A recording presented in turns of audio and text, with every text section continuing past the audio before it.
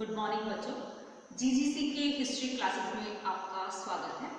हम लोग सांप्रदायिकता जो है उसका अध्ययन कर रहे थे, जिसमें कि हमने 3 वीडियो जो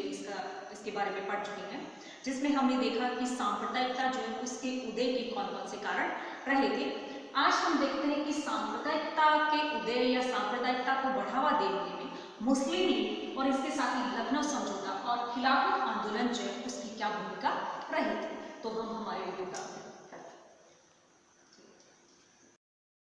अगला बिंदु आता मुस्लिम लीग की स्थापना, कि किस प्रकार से मुस्लिम लीग जो उसने सांप्रदायिकता जो उसको बढ़ाने में अपना योगदान दिया था। कि अक्टूबर 1906 में मुस्लिम शिष्टमंडल का संगठन एक राजनीतिक दल के गठन का पूर्वाभास था और भारत की राजनीति में इसे सुखद विकास समझा गया और ब्रिटिश नौकरशाही वर्ग में प्रसन्नता की लहर दौड़ गई। उसी दिन शाम को एक ब्रिटिश अधिकारी ने वायसरॉय की पत्नी मेरी मिंटो को अपने पत्र में लिखा कि मैं आपको संक्षेप में सूचित करता हूं कि आज एक बहुत बड़ी बात हुई है। आज राजनीतिज्ञतापूर्ण एक ऐसा कार्य हुआ है कि जिसका प्रभाव भारत तथा उसकी राजनीति पर लंबे समय तक पड़ता रहेगा और 6 करोड़ 20 लाख लोगों को हमने विद्रोही पक्ष में सम्मिलित होने से रोक लिया है। और इंग्लैंड के समाचार पत्रों ने भी इसे एक बहुत बड़ी विजय बताई और मुसलमानों की बुद्धिमत्ता जो उसकी बहुत ज्यादा प्रशंसा की थी। और यह प्रथम या पहला अवसर था जबकि वायसराय के निमंत्रण पर भारत के विभिन्न भागों से मुसलमान शिमला में इकट्ठे हुए और जब वे वापस अपने अपने घर लौटे तब वे पूरे राजनीतिज्ञ बन चुके थे तथा अलीगढ़ की राजनीति को सारे देश में फैलाने का जिम्मा लेकर लौटे थे। और ढाका के नवाब सलीम उल्लाह खां के सुझाव पर 30 दिसंबर 1906 को ढाका में मुस्लिम नेताओं की एक सभा का आयोजन किया गया और सलीमुल्लाह ने मुसलमानों के अलग राजनीतिक संगठन की योजना को पेश करते हुए कहा कि इसका उद्देश्य ब्रिटिश सरकार का समर्थन करना और मुसलमानों के अधिकार और स्वार्थों की रक्षा करना है। और उन्होंने ये भी कहा कि इसका एक उद्देश्य कांग्रेस के बढ़ते प्रभाव को रोकना और मुस्लिम नौजवानों को राजनीति में हिस्सा लेने के लिए मंच प्रदान करना ताकि वे भारतीय कांग्रेस से दूर रखे जा सके। और ढाका के नवाब सलीम उल्लाह खां का औपचारिक प्रस्ताव था कि मुस्लिम ऑल इंडिया कॉन्फ्रेंस के नाम से एक राजनीतिक संगठन बनाया जाए और इसके लिए 30 दिसंबर 1906 को ढाका में एक सभा का आयोजन की गई और नवाब बकार उल मुल्क तथा इस सभा के सभापति चुने गए। और ठीक उसी दिन अखिल भारतीय मुस्लिम संगठन का जन्म हुआ और नामकरण संबंधी जो कि पहला प्रस्ताव स्वीकृत हुआ उसमें इस संगठन का नाम ऑल इंडिया मुस्लिम लीग रखा गया और लीग के संविधान का मसौदा तैयार करने के लिए समिति बनाई गई जिसके संयुक्त सचिव मोहसिन उल मुल्क तथा वकार उल मुल्क जो उनको बनाया गया था। और 1907 में लीग का वार्षिक अधिवेशन कराची में हुआ जिसमें लीग का संविधान स्वीकृत हुआ और इस संविधान में मुस्लिम लीग के कुछ लक्ष्य और उद्देश्य जो उनको निर्धारित किया गया, जैसे कि ब्रिटिश सरकार के प्रति भारतीय मुसलमानों में निष्ठा की भावना पैदा करना और किसी भी योजना के संबंध में मुसलमानों के प्रति होने वाली सरकारी कुधारणा को दूर करना था। दूसरी बात है कि भारतीय मुसलमानों के राजनीतिक तथा अन्य अधिकारों की रक्षा करना और उनकी आवश्यकताओं तथा उच्च आकांक्षाओं को संयत भाषा में सरकार के सामने रखना। तीसरी बात है कि जहां तक हो सके इन उद्देश्यों को यथासंभव बिना हानि पहुंचाए मुसलमानों तथा भारत के अन्य समाजों में मित्रतापूर्ण भावना उत्पन्न करना था। तो इस प्रकार से ये जो लीग जो थी क्या उसका जो उद्देश्य जो था वो इस प्रकार का रहा था। इसके अलावा मुस्लिम लीग के संविधान में स्थायी अध्यक्ष की व्यवस्था की गई और खोजा संप्रदाय के धार्मिक नेता प्रिंस आगा खां को अध्यक्ष बनाया गया। और आगा खां के पास पहले से भी इतने काम थे कि उन्हें लीग के अध्यक्ष के नाते कार्यालय का दैनिक कार्य देखने का समय ही नहीं मिल पाया था। इसीलिए लीग के हर वार्षिक अधिवेशन में एक कार्यकारी अध्यक्ष चुना जाता था। और लीग के उद्देश्यों से पता चलता है कि लीग नेता भारत के मुसलमानों में अपने देश के प्रति नहीं बल्कि अंग्रेजों के प्रति वफादारी की भावना बढ़ाना चाहते थे और वे भारत के अन्य निवासियों के साथ नहीं अपितु अंग्रेजों के साथ एकता कायम करना चाहते थे। और लीग के सचिव जका उल्लाह ने कहा था कि कांग्रेस के साथ हमारी एकता संभव ही नहीं हो सकती क्योंकि हमारे और कांग्रेस के उद्देश्य तो बिल्कुल एक दूसरे से अलग है। वे प्रतिनिधि सरकार चाहते हैं और मुसलमानों के लिए जिसका मतलब मौत है, वे सरकारी नौकरियों में नियुक्ति के लिए प्रतियोगी परीक्षा चाहते हैं और इसका मतलब होगा कि मुसलमान सरकारी नौकरियों से हाथ धो बैठेंगे। इसीलिए हम लोगों को राजनीतिक एकता के नजदीक जाने की जरूरत ही नहीं है। और 1908 ईस्वी में बिहार के सर अली इमाम लीग के कार्यकारी अध्यक्ष हुए और इस अधिवेशन में उन्होंने कांग्रेस की बहुत ज्यादा आलोचना की और कहा कि जब तक कांग्रेस के नेता इस तरह की व्यवहारिक नीति नहीं अपनाते तब तक ऑल इंडिया मुस्लिम लीग को अपना पवित्र कर्तव्य निभाना है। और यह कर्तव्य है कि मुस्लिम समुदाय को राजनीतिक भूल करने से रोकना, अर्थात उसे ऐसे संगठन में मिलने से रोकना कि जो कि लॉर्ड मॉर्ले की एक सभा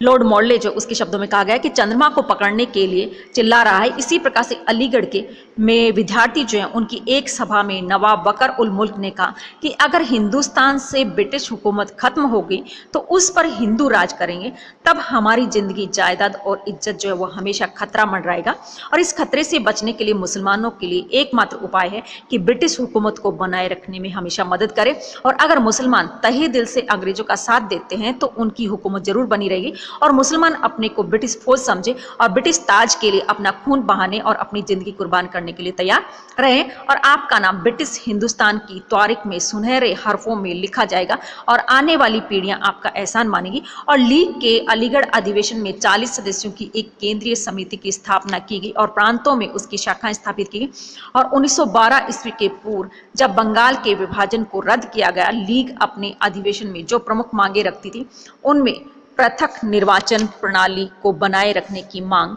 राष्ट्रीय कांग्रेस के स्वदेशी और बहिष्कार के कार्यक्रम का विरोध और बंगाल विभाजन का समर्थन करना जैसी मांगे शामिल थी। क्योंकि लीग का नेतृत्व नवाबों और जमींदारों के हाथ में था, अतः उसकी कार्य पद्धति अंग्रेजी शासन की इच्छा अनुसार ही चलती थी। और 1911 के बाद अंतर्राष्ट्रीय घटनाएं जो उनके प्रभाव के कारण, जिनमें बाल्कन युद्ध और तुर्की के युवा तुर्क आंदोलन शामिल थे, और भारतीय मुसलमान में सर्व इस्लामवाद की विचारधारा की लोकप्रियता बढ़ी। फलस्वरूप ब्रिटिश शासन के प्रति राजभक्ति जो उसके दृष्टिकोण में परिवर्तन आने लगा और मुस्लिम समुदाय का एक युवा वर्ग कांग्रेस के उद्देश्यों के प्रति सहानुभूति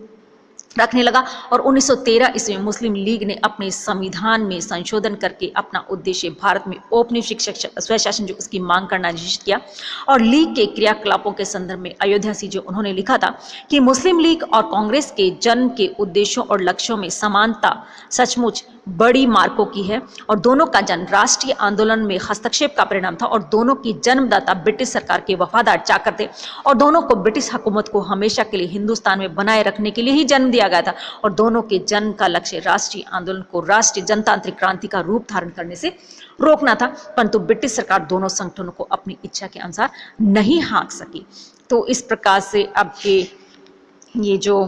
मुस्लिम लीग की स्थापना जो हुई थी उसने भी मुस्लिम सांप्रदायिकता जो उसको बढ़ाने में बहुत ज़्यादा योगदान दिया था। अगली बात आती है कि लखनऊ समझौता और खिलाफत आंदोलन, कि आखिर लखनऊ समझौता और खिलाफत आंदोलन जो है उसने किस प्रकार से इस मामले जो उसको और भी बढ़ावा दिया था। कि 1911 के बाद लीग के दृष्टिकोण जो उसमें काफ़ी चेंज आ गया, और उधर कांग्रेस भी अपने उद्देश्यों की पूर्ति के लिए मुसलमान जो उनका सहयोग चाहती थी। फलस्वरूप 1916 में कांग्रेस और मुस्लिम लीग जो उन दोनों के बीच में समझौता, जिसे कि लखनऊ समझौते जो उसके नाम से जाना जाता, और समझौता कराने में बाल गंगाधर तिलक और राष्ट्रवादी जिन्ना जो उनकी इंपॉर्टेंस रही थी, बहुत ज़्यादा भूमिका रही थी। और इस समझौते की दो मुख्य बातें थी। पहली थी कि मुस्लिम लीग ने भी कांग्रेस की तरह भारत को उत्तरदायित्वपूर्ण शासन देने की मांग की, और दूसरी बात थी कि महत्वपूर्ण अल्पमत वालों के, खासकर मुसलमानों के पृथक निर्वाचन मंडल की प्रथा की को कांग्रेस ने स्वीकार कर लिया और विभिन्न प्रांतों में उनके अनुपात को भी मान लिया गया। तो इस प्रकार से लखनऊ पैक्ट में इस आशय की भी एक धारा थी कि अगर विधानसभाओं में किसी गैर सरकारी सदस्य द्वारा पेश किए गए किसी प्रस्ताव का विरोध किसी एक संप्रदाय के 3/4 सदस्य करेंगे तो उस प्रस्ताव पर विचार नहीं किया जाएगा। पंडित मदन मोहन वालिये, सीवाय चिंतामणि आदि कई कांग्रेसी नेताओं को लगा कि इस समझौते में मुसलमानों को बहुत ज्यादा सुविधाएं दे दी गई है, और कुछ इतिहासकार तो इन सुविधाओं को सांप्रदायिकता के विकास की महत्वपूर्ण कड़ी मानते हैं, जिसकी परिणति पाकिस्तान के रूप में हुई थी। परंतु तिलक का मानना था कि कुछ लोगों का ख्याल है कि हमारे मुसलमान भाइयों को अत्यधिक रियायतें दी गई है, लेकिन स्वराज्य की मांग के लिए उनका हार्दिक समर्थन प्राप्त करने के लिए बहुत ज्यादा जरूरी था। भले ही कठोर न्याय की दृष्टि से वह सही हो या गलत हो, उनकी मदद और सहयोग के बिना उनका मानना था कि हम लोग आगे नहीं बढ़ सकते। इस प्रकार से ये सांप्रदायिकता जो उसको बढ़ावा मिला, और लखनऊ समझौते के परिणाम से कुछ समय के लिए देश में सांप्रदायिक एकता तो स्थापित हुई, और इस समय प्रथम विश्व युद्ध चल रहा था और तुर्की इंग्लैंड के विरुद्ध लड़ रहा था, और भारतीय मुसलमानों को यह आशंका थी कि यदि तुर्की युद्ध में हार गया तो तुर्की साम्राज्य का विघटन कर दिया जाएगा तथा खलीफा की शक्तियां भी समाप्त कर दी जाएगी, और उनकी आशंका सही निकली। तुर्की हार गया, अतः उसके अस्तित्व को बनाए रखने के लिए भारतीय मुसलमानों ने ब्रिटिश सरकार पर दबाव डालने की दृष्टि से खिलाफत आंदोलन चलाया, और गांधी जी ने मुसलमानों को सरकार से असहयोग का कार्यक्रम अपनाने की अपील की, और मुसलमानों ने गांधी जी के असहयोग आंदोलन में सहयोग दिया, और कांग्रेस ने खिलाफत आंदोलन में मुसलमानों का इस प्रकार से दोनों आंदोलन मिलकर एक हो गए, किंतु जब गांधी जी ने चोरा चोरी कांड के कारण 1922 में अचानक अपना असहयोग आंदोलन जो उसको बंद कर दिया, तब मुसलमानों ने गांधी जी की बहुत ज़्यादा आलोचना की और लखनऊ समझौते से स्थापित सांप्रदायिक एकता जो थी फिर से नष्ट हो गई और सांप्रदायिक झगड़े जो होने लगे। नेक्स्ट बात आती है सांप्रदायिक हिंसा और नए संगठन कि सांप्रदायिक एकता को सबसे पहले आघात मालाबार के मुस्लिम मोपले जो थे उन्होंने पहुंचाया और 1921 में अगस्त सितंबर महीने में मोपला ने असंख्य हिंदू जो थे उनको मौत की घाट उतार दिया और हिंदू स्त्रियां जो थी उनके ऊपर भी अत्याचार किए गए। तो इस प्रकार से सरकार ने इन अत्याचारों का अतिशयोक्तिपूर्ण यानी कि बढ़ा चढ़ाकर विवरण दिया, जिसके परिणामस्वरूप देश में तनाव जो था वो ज़्यादा फैल गया और मुल्तान में भी मुसलमानों ने अनेक हिंदुओं को मार डाला और उनकी संपत्ति जो थी उनको लूट लिया गया। और सहारनपुर में भी कहा जाता है कि इसी प्रकार की घटनाएं घटित हुई और लाहौर में भी सांप्रदायिक दंगे हुए और दंगों के दौरान 1925 में मुस्लिम लीग के मुकाबले हिंदुओं की सांप्रदायिक संस्था हिंदू महासभा जो उसका जन्म हुआ और दिसंबर 1926 में लाहौर के सांप्रदायिक दंगों के दौरान एक धर्मान मुसलमान ने रोगी शैया पर लेटे आर्य समाज के स्वामी श्रद्धानंद जो उसकी हत्या कर दी और उनके अलावा कुछ अन्य आर्य समाजी नेताओं को भी मौत के घाट उतार दिया गया। और इन सभी घटनाओं ने हिंदू जनता को विचलित कर दिया गया और हिंदू नेताओं ने देश में हिंदू एकता का नारा बुलंद किया और सारे देश में हिंदू महासभा जो है उसकी शाखा स्थापित की गई और अनेक नए नए संगठन जो उनको बनाया गया और अखिल भारतीय हिंदू शुद्धि सभा, दयानंद उदार मिशन, दलित दल सभा, इसके अलावा हिंदू अबला आश्रम और अखिल भारतीय क्षेत्रीय सभा अस्तित्व में आ गए। और 1923 ईस्वी में मुसलमानों ने भी तंजीम और तबलीग आंदोलन जो उनको प्रारंभ किया। तो इस प्रकार से दोनों ही दल जो है, दोनों ही हिंदू और मुस्लिम, उन्होंने अपने आप को इम्पोर्टेंस देने के लिए बहुत सारे यानी कि संस्थाएं जो उनका गठन किया गया और इन संस्थाओं ने हिंदू और मुस्लिम एकता के स्थान पर बल्कि हिंदू और मुस्लिम जो इन दोनों के मध्य सांप्रदायिकता जो उसको बढ़ाने में बहुत ज़्यादा योगदान दिया था। तो इस प्रकार से ये महत्वपूर्ण चीज़ें थी जिनकी वजह से प्रारंभिक राष्ट्रीय आंदोलन में ये जो सांप्रदायिकता जो उसका उभार हुआ था।